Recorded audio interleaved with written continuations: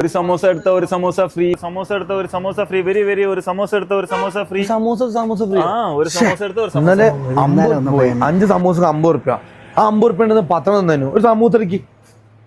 ആളില് കാണില്ല, സമോസ എടുത്ത് കൊടുക്ക്. കൊടുക്ക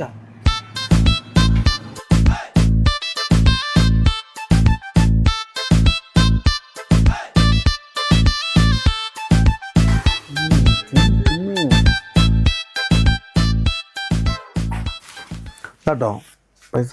ഇതെന്ത് 10 റുപ്യ 20 റുപ്യാണ്?